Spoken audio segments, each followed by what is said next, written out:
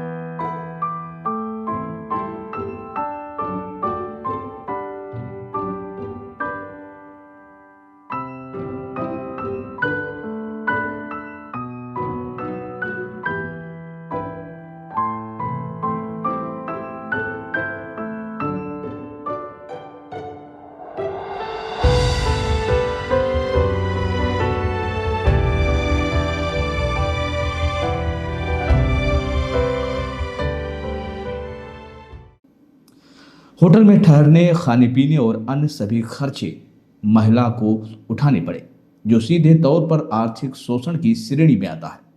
शिकायत पत्र में सबसे गंभीर आरोप ये भी लगाया गया है कि डुमरियागंज थाने में तैनात सब इंस्पेक्टर अरविंद मौर्य पर लगाया गया है।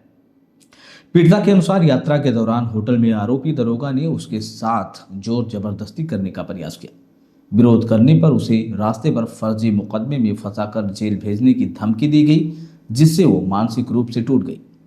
महिला का यह भी आरोप है कि जिन युवकों के साथ उसकी बेटियां बरामद हुई उनके खिलाफ कोई कानूनी कार्रवाई तक नहीं की गई। उल्टा पीड़िता और उसकी बेटियों पर दबाव बनाकर गलत बयान दिलवाने की कोशिश की गई ताकि पूरे मामले को दबाया जा सके। शिकायत के बाद पुलिस अधीक्षक के निर्देश पर क्षेत्राधिकारी बांसी कार्यालय में महिला और उसकी बड़ी बेटी का बयान दर्ज कराया गया है, लेकिन बयान दर्ज होने के बावजूद अब तक किसी भी आरोपी पुलिसकर्मी पर कोई विभागीय या कानूनी कार्रवाई तक नहीं की गई। मामला ये था कि हमारी लड़की 20/11/2025 को हम वॉक करने के लिए निकले और हमारी बेटियां दोनों बाहर रह गई। हम अंदर आ गए और थोड़ा काम में बच गए, स्वच्छ करने के में चली गई। उसके बाद में बाहर निकली, अपनी बच्चियों को ढूंढने लगी तो हमारी बच्ची नहीं मिली। मैं बहुत कोशिश किया, हर जगह गई, लेकिन हमारी बच्ची नहीं मिली। दोपहर तक मैं बहुत प्रयास किया तो दोपहर के बाद मैं थाने पे गई, एप्लीकेशन डाली और थाने पे मैं कहती रही कि सर हमारी बेटियां दो बेटी गायब हुई हैं और कैसे गायब हुई हैं उनको थोड़ा ध्यान दीजिए और देखिए कहाँ हमारी बच्ची है। लेकिन वो लोग जरा सा भी ध्यान नहीं दिए। बोले एप्लीकेशन ले लिए हैं, आप घर जाओ, मैं कल बताऊंगा। सर्विस लांच पे मोबाइल लगा के सर्विस लांच पे लगाए मोबाइल और उसका पूरा ट्रैक्स लिए और लेने के बाद मुझसे पूछा गया दूसरे दिन कि हाँ तुम्हारे कोई रिश्तेदार है? हमने कहा नहीं, मेरा कोई रिश्तेदार नहीं है। तो इन्होंने कहा कि आप जो है कल आइए, हम कल देखते हैं।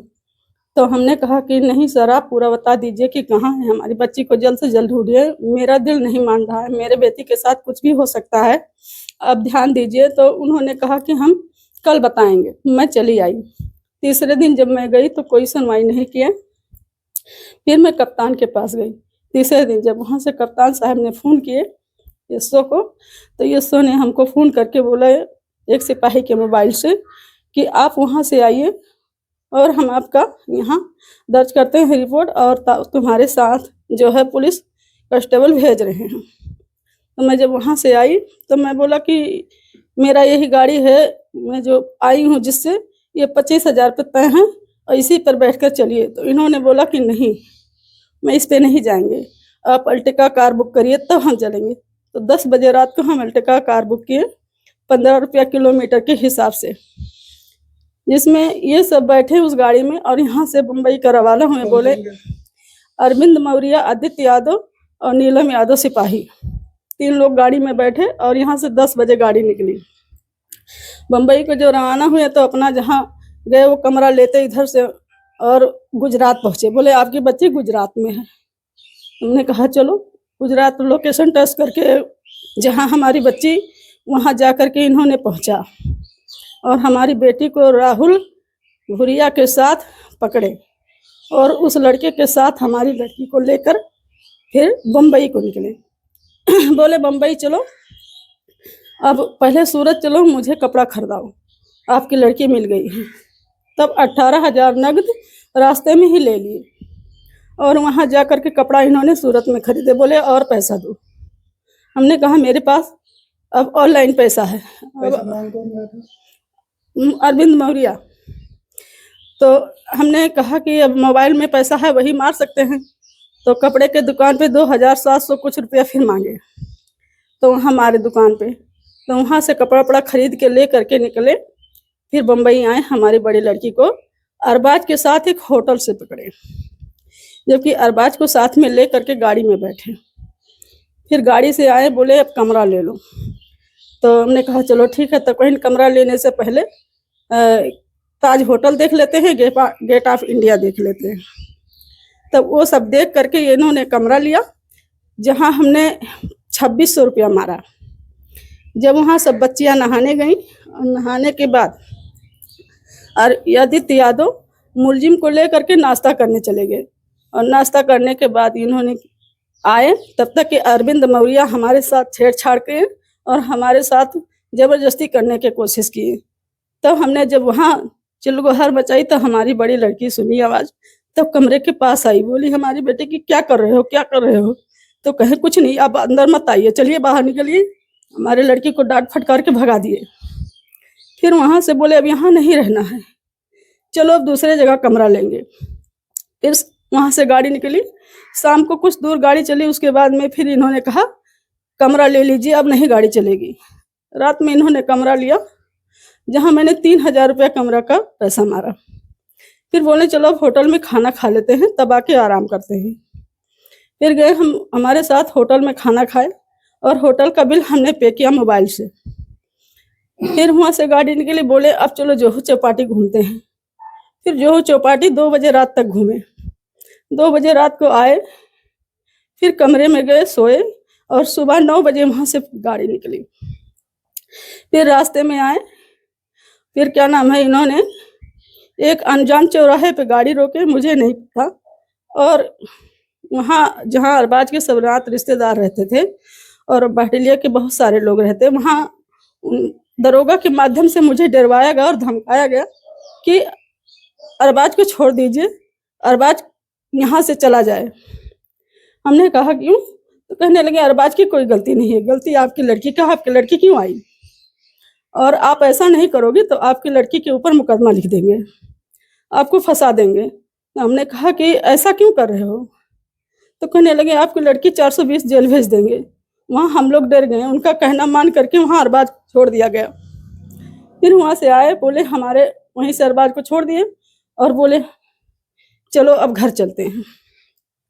जो कि अरबाज जब साथ में थे तब एक जगह और रुके थे, जहाँ पे उनके जो है प्रधान से कोई लोकेशन था, उनसे फ़ोन करके बोले कि वहाँ किराए का कमरा नहीं देना है और हम वहाँ रुकते हैं। तो वहाँ जा करके रुके और वहाँ जबकि हम 1500 रुपया खाने का मोबाइल से पे किए और वहाँ से फिर अरबाज वहीं से चला गया। पुलिस वालों ने छोड़ दिया? हाँ, पुलिस वालों ने छोड़ दिया। फिर अरविंद मौर्य छोड़ दिए और वो चला गया। वहाँ से गाड़ी ले करके आए, फिर पहुँचे डुमरियागंज। डुमरियागंज में सब बातें चीतें क्या हुआ उस लड़के के बाप से मुझे नहीं पता, और हमारे लड़की को बहलाए फुसलाए बोले, और बहलाए फुसलाए फिर और धमकियाए भी कि आपको भी जेल होगा, आपके बहन को भी जेल होगा, नहीं तो जैसा मैं कहता हूँ वैसा आप बयान दे दो। उस समय मेरा भाई मुंबई से आया था, नेपाल में था, और मेरे भाई को गुमराह किया गया कि अपने भांजी को एक इंसान ऐसे बचा लिया था और तुम नहीं बचा सकते हो। मेरा भाई कुछ समझ नहीं पाया, उसने साइन बना दिया, तो भाई के साथ में जबरदस्ती मेरे से भी साइन बनवाया और मेरे लड़की को न्यायालय भेज दिया गया। फिर मुझे लड़की से मिलने नहीं दिए, लड़की से न्यायालय में बयान दिलवा दिया गया कि मैं मामा के घर हूँ, जबकि मेरी लड़की जहाँ गई थी वो सच बोलना चाहती थी, लेकिन दरोगा के दबाव में कुछ नहीं बोल पाई और उन्होंने मुझे धमकाया और डरवाया, बोला कि अगर आप ज्यादा कुछ बोलोगे तो मैं ही जेल भेजेंगे, और नहीं तो जैसा मैं कहता हूँ वैसा मान जाओ। मैं रास्ते भर में थाने कोर्ट कचहरी में दौड़ती रही, लेकिन मेरी जरा सा सुनवाई नहीं हुआ, और मैं चाहती हूँ कि मेरा जो है कार्रवाई किया जाए और मुझे न्याय मिले, मेरे बच्चियों को न्याय मिले, नहीं तो मेरी बच्चियां भी मर जाएंगी और हम भी मर जाएंगे। नहीं जीना चाहते हैं। शासन मुझे बहुत पीड़ित किया जाता है, इसके लिए मैं मर जाएंगे, इसके जिम्मेदार आदित्य मौर्य और अरविंद मौर्य, आदित्य यादव और नीलम सिपाही होंगे और पूरे थाने के होंगे। जब आप जो है बम्बई से आई, उसके बाद आपके साथ जो है आप कह रही हैं कि अन्याय हो रहा है, न्याय नहीं हुआ। हाँ। इसके बीच आपने किसी अधिकारी से, कप्तान से, किसी से मिली? वो जी। लोग क्या कहे? मैं गई 14 तारीख को, फिर कप्तान के पास गई, जो मैंने एप्लीकेशन दिया, फिर कप्तान साहब आदेश दिए, बासी थाना बयान हुआ, हर चीज हुआ, लेकिन मेरा वहां से भी कोई कार्रवाई नहीं हुआ। अभी तक फाइल वहां पड़ी है, कुछ नहीं हो रहा है। तो प्रशासन आपका साथ नहीं दे रहा? नहीं, मेरा साथ कोई साथ नहीं दे रहा है। बोलते हैं कि तुम्हारी लड़की जो बयान दे दी उसी पे काम खत्म हो गया, अब आप जाओ घर, मैं कुछ नहीं कर सकता हूँ। आप तो कह रही हैं कि लड़की को जबरदस्ती बयान दिलाया गया? जी, जबरदस्ती दिलवाया गया सर, यहाँ भी वही तो मैं बता नहीं, दरवा धमका कर जबरदस्ती बयान दिलवाया गया। बोले अगर बयान नहीं दोगी जैसा मैं कहता हूँ तो 420 में तुम लोग जेल चली जाओगी। और आपके परिवार के साथ या आपकी लड़कियों के साथ क्या इससे पहले भी कोई घटना हुई थी? नहीं। कि ये पहला मामला था? पहला मामला था सर, और कोई घटना नहीं थी। दोस्तों, सबसे बड़ा सवाल यह है कि क्या खाकी वर्दी कानून से ऊपर है? क्या महिला सुरक्षा सिर्फ नारों और पोस्टरों तक सीमित रह गई है? इतने गंभीर आरोपों के बावजूद कार्रवाई क्यों नहीं हो रही है? ये मामला सिर्फ एक महिला की पीड़ा नहीं, बल्कि पूरी पुलिस प्रणाली की जवाबदेही पर सवाल है। यह घटना महिला सशक्तिकरण के सरकारी दावों की वास्तविकता को उजागर करती है। आपको हम बता दें कि हमारे संवाददाता ने जब इस मामले में क्षेत्राधिकारी बांसी से संपर्क करने का प्रयास किया तो उनसे बात भी नहीं हो सकी। वहीं पुलिस अधीक्षक कार्यालय के पीआरओ सेल से आधिकारिक प्रक्रिया लेने की कोशिश की गई, लेकिन अब तक कोई बयान जारी नहीं किया गया है। इन सब मामलों को लेकर क्षेत्र में तरह तरह की चर्चाएं हैं। कोई पुलिस को भ्रष्टाचार तो कोई आदमखोर बता रहा है।